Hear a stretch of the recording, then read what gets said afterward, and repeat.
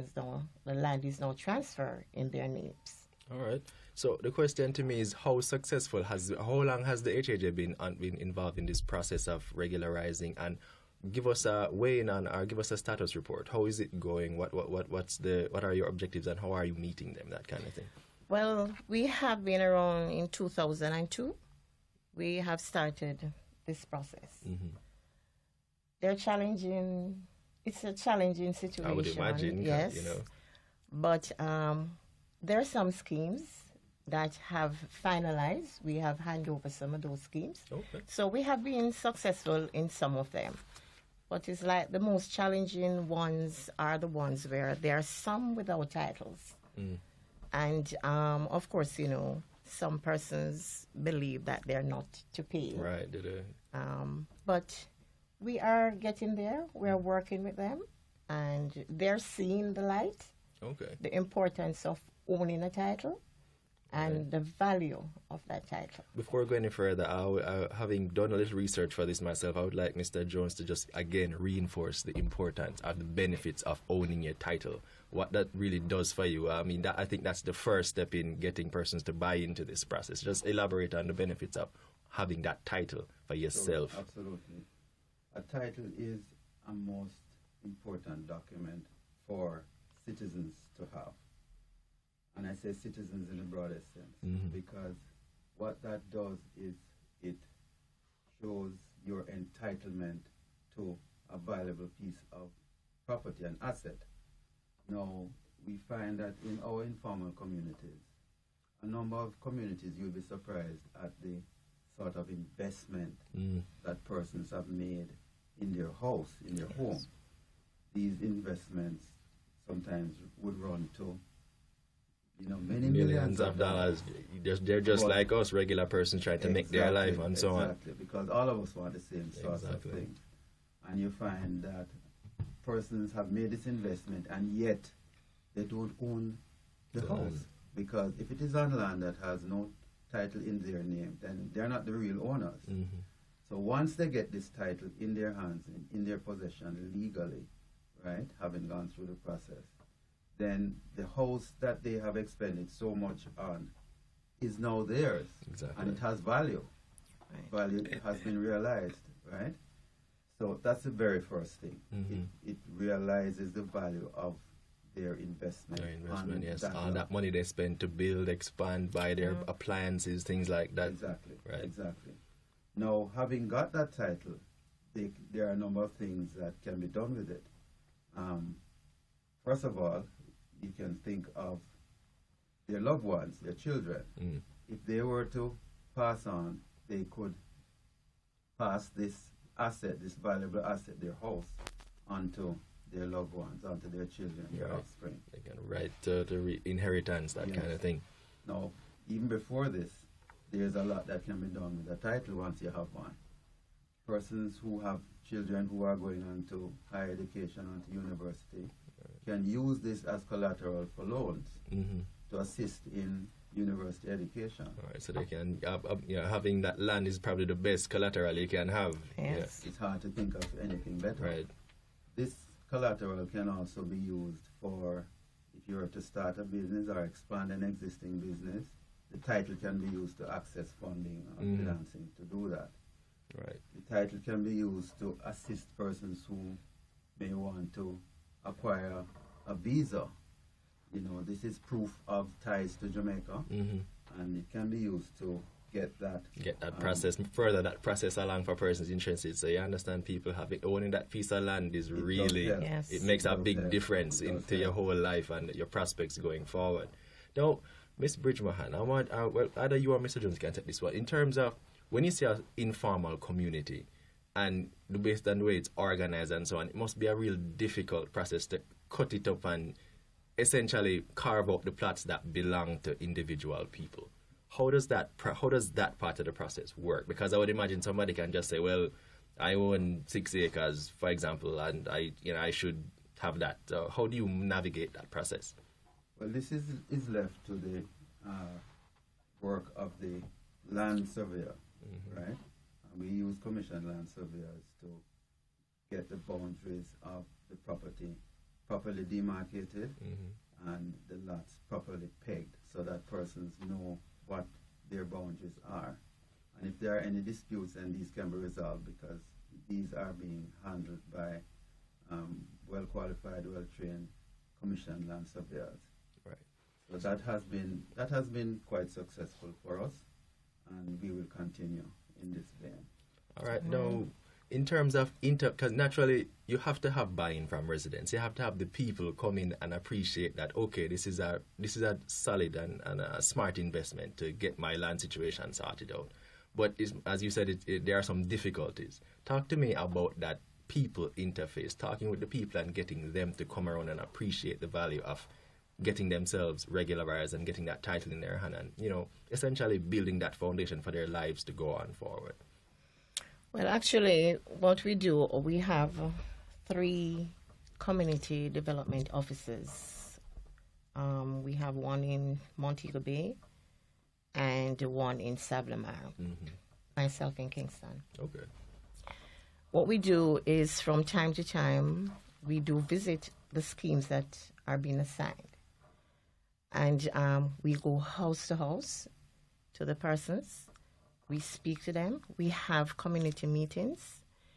We sit them down and we explain to them the importance of the title, as Mr. Jones just mentioned. And they do see the light and buy into it. And when we explain also the house that they have as against the cost of that lot, most of our developments are in prime location. All of them are overlooking an hotel. Okay. Overlooking the deep blue sea. Some pristine vistas. Exactly. Really nice. Well, so they are just in Mobile, and St. Anne's Bay, right? And in Westmoreland as well, in Negril. So we do have real prime development there. And so we just educate them on these things, and they say, well, true.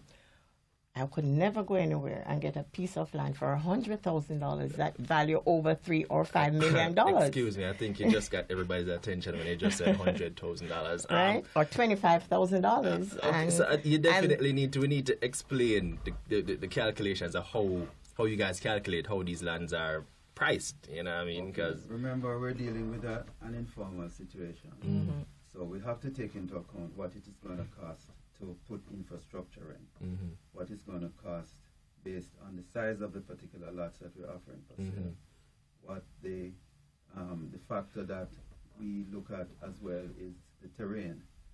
And when we put everything together and match that with what can be afforded by the persons themselves, the owners, then prices are arrived at.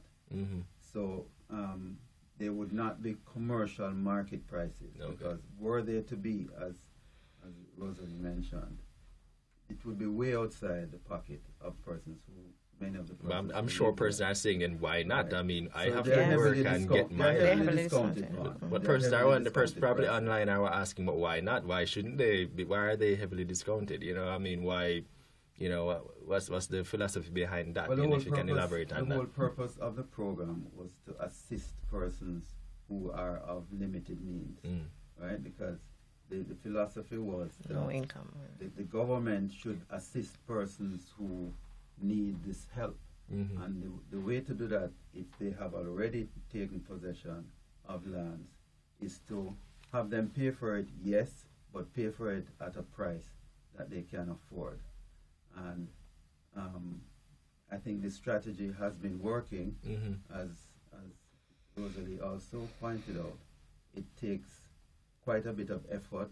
It takes quite a bit of ingenuity to get persons to understand that. Yes, which brings me to my next question, Miss Bridgman. I want you to, what do you do when you encounter the less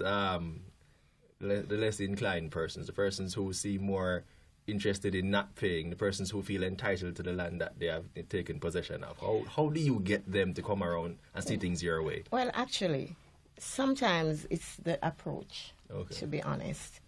I do have difficult customers, but eventually after talking to them over a period of time, explaining to them the importance of this thing, look, you're already on the land, you still don't own it, although you're on the land. Get that title in your hand, then that also changes your life. It changes your lifestyle. It changes the community because you're now an owner.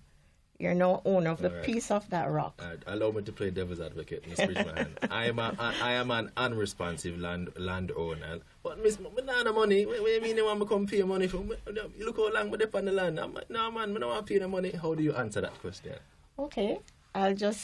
First of all, I'm just going to speak to them and sit them down, ask them their income, how many persons living in the house. Because although the lot is assigned to you, there are more than one person living in that household who are working, who are also NHD contributors, right? So I would do a little assessment of your household, and then I would just educate you and say, does this person contribute to the household?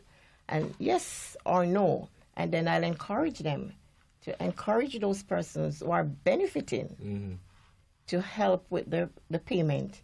And we do get around, because they have never seen it that way. Although it is assigned to you, your kids might be working, but you don't see that they should be contributing, but they do. Okay. So in terms of your experience getting and reaching and meeting some of these people, I can imagine some of these settlements aren't exactly cut and dry. They don't look like suburbs. No. So it's not as simple as walking down the road, knocking on the door and opening the door. Tell me how that process has been like for you. Well, I enjoyed it. That's the first and foremost. I enjoy what I do. Okay. I love to walk, and I love the terrains because, as a matter of fact, I get satisfaction when I go out there and I talk to it doesn't matter the terrain that I walk or the trees that I hang on to or the pathways that I hold into to get there or the rocks that I climb, or the tracks that I maneuver over the years. I enjoyed it, and I feel satisfied when I get to my customers. I can imagine they really appreciate the effort when you make the effort to go meet them. Not all of us are on the same page, but at the end of it, they will come back and say, I thank you so much, Ms. Bridgman, for what you have done for me, because they have never seen the light. They didn't see it that way. Because some people were just following what others are saying, but... So it's essentially, that just to clarify, people might see informal settlements and just think everybody is just, okay, we don't want to pay, we'll just capture this land, whatever. And so there are persons in there who are interested in bringing themselves into the formal society. We have customers from a cross-section. We do have police in our developments. We have nurses. We have teachers. We have civil servants. Okay. Yes. And we have persons working in the tourism sector as well. So these are not just, people on the outskirts. No, we do have. These are real active contributors of society. Yes, they are. Well, and I happen to know that we'll go out there on a Sunday. When most of us are in church or at home. On a Sunday, in the rain, right?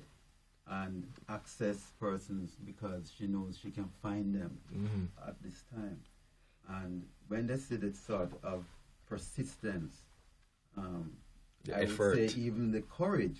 Well, I was about to mention the courage because I don't think many persons would be even interested to enter some of these communities alone as a just intimidating, just seeing them, especially as a woman. I'm here to collect. Okay?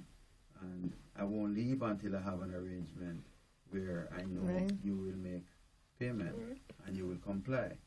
So I really want to lift my hat to herself as well as other of the HAJ staff who make that extra effort and get the job done despite the difficulties. The circumstances. Yeah, all right. And adding to what Mr. Jones is saying, quite recently I went into Miami Bay and it was pouring, really pouring.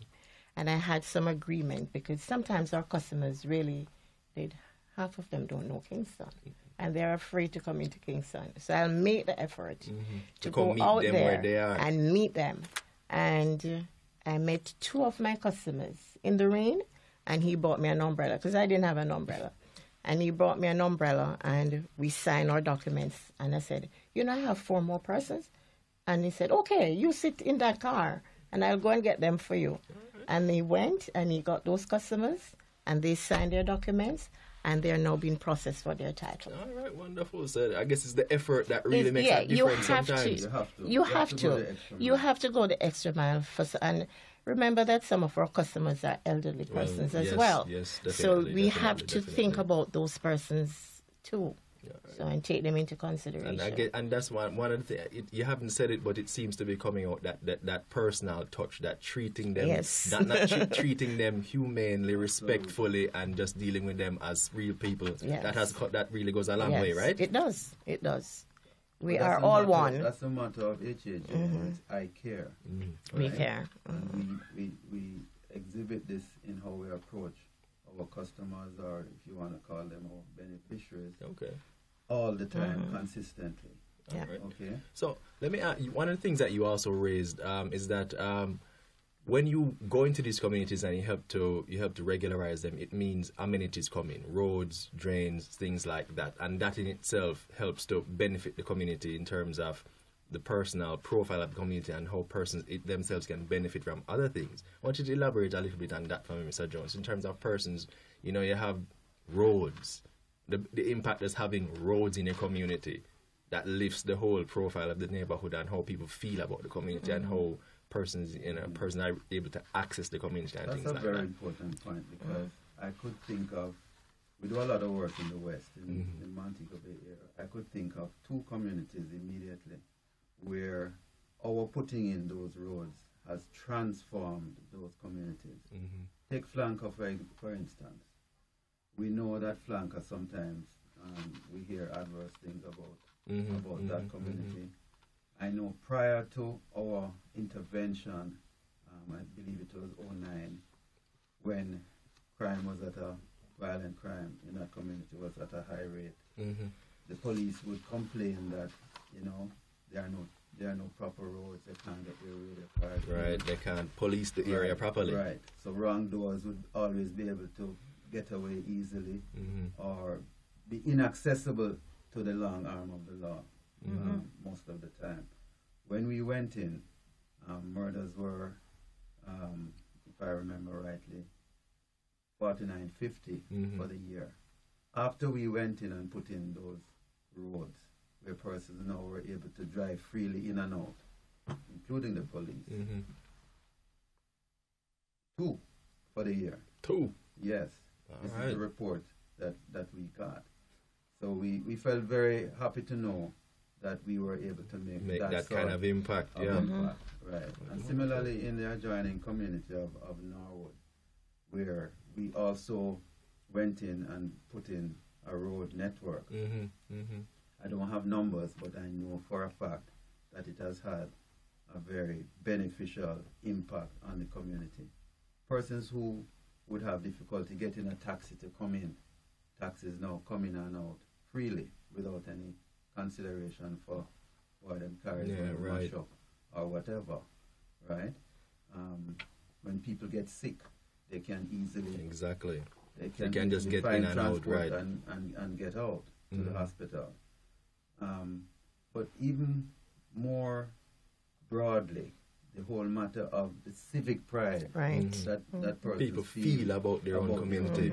Having it transformed with the sort of road network and physical infrastructure that we have been able to put in, that cannot be measured, but it certainly is impactful.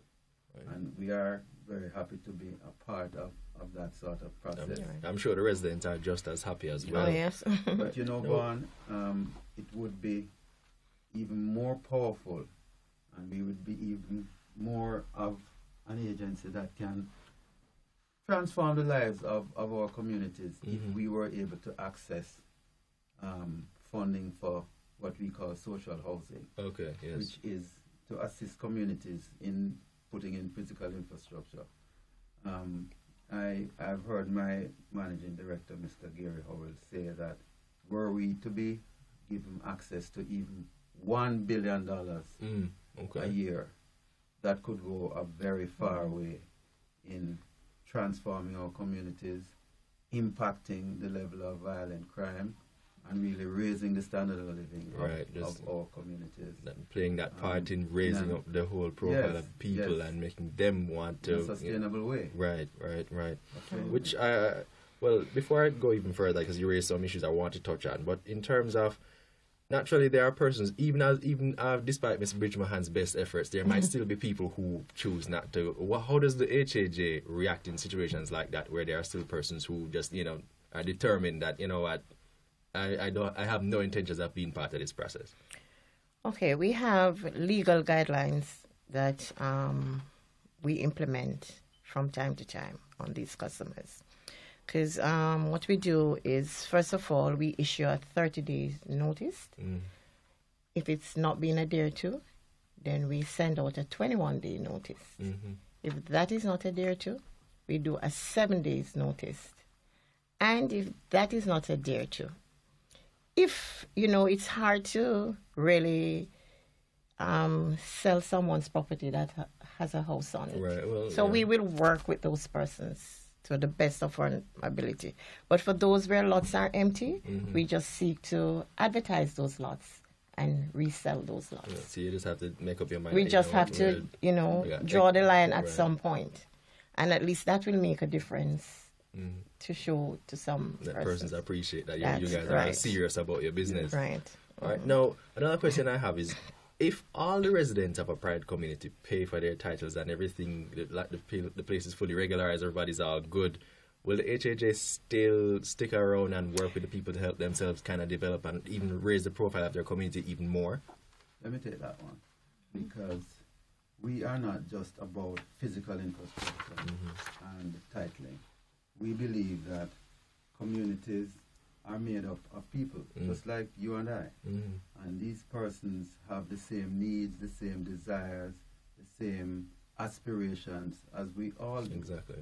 They also need to be serviced by the social services that are available in the society. And if we can bring these closer to the community, your RGD, your pickup, your health services, your services that assist with persons who need help in drug abuse or teenage pregnancies, all of these social ills and these matters that affect persons, if we can bring, and we do make the effort to bring these services closer to the people, then we know that the community will be better served.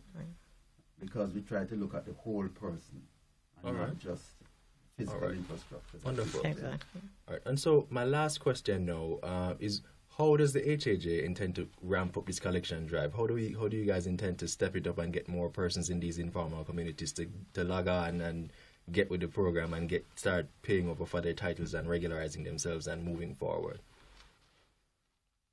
You want to say that? Mr. Jones? Well, we're going to be having a vibrant ramping across the island.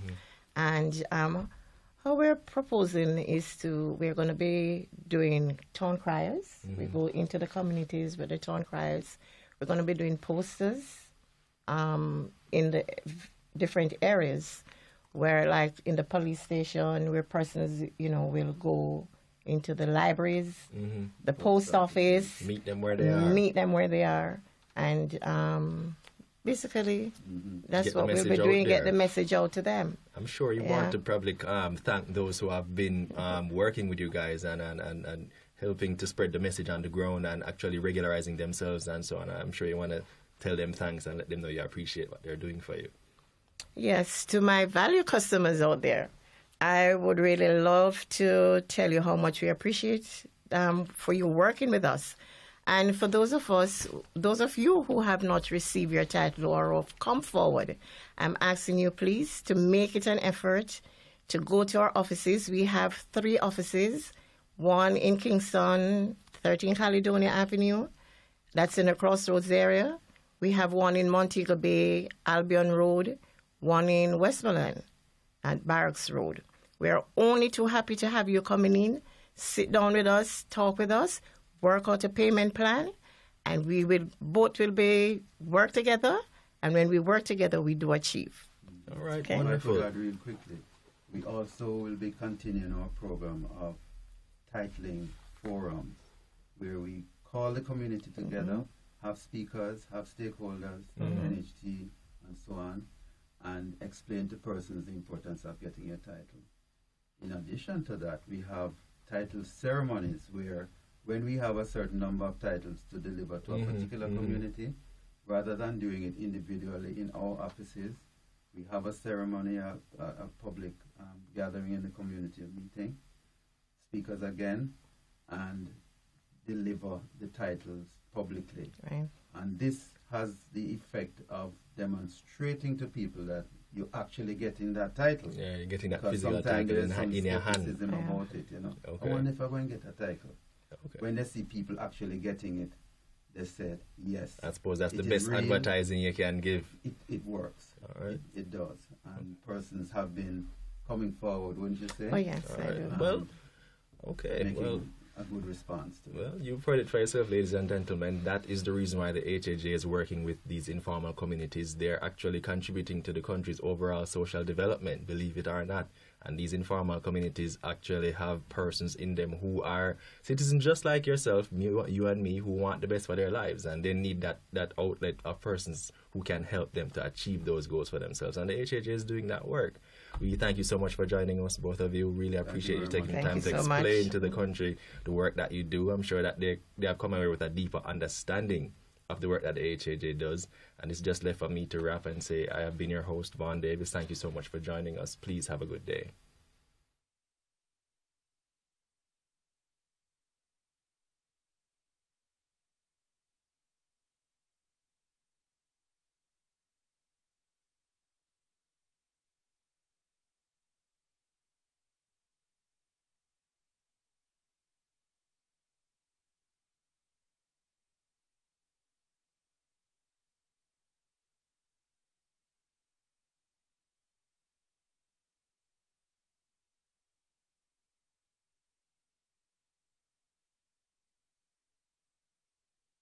When I drive past certain communities, I can feel, don't cut my eye and say, okay, we need to invite him then to when we're having our handing over ceremony. Absolutely. Yeah. You know, we need to invite you. We want to meet the actual residents themselves and hear their stories and hear how they, did the whole thing themselves and things. So we can do an itinerary for him. Yeah. When I'm going out, you can come with me. We're some water boot and climb. No, he will come. But yeah, all right. I think that's us. We can. It's really for me. It's really encouraging when my customers are satisfied with me. Sometimes at first they don't see the light and they give you a hard time. But when now they see they come back and they thank you so much and for you I wouldn't be here or living here. Them life have them cool situations out of. Yeah, I mean now that I appreciate the work what I'm doing, I'll start ending more. People ask me questions and say, people are just running Yes, okay. That's good. Yeah, we could invite him to do some with GIS for us. No extra cost. It's good to. Thank you, man. No problem. Always well. Yeah, man.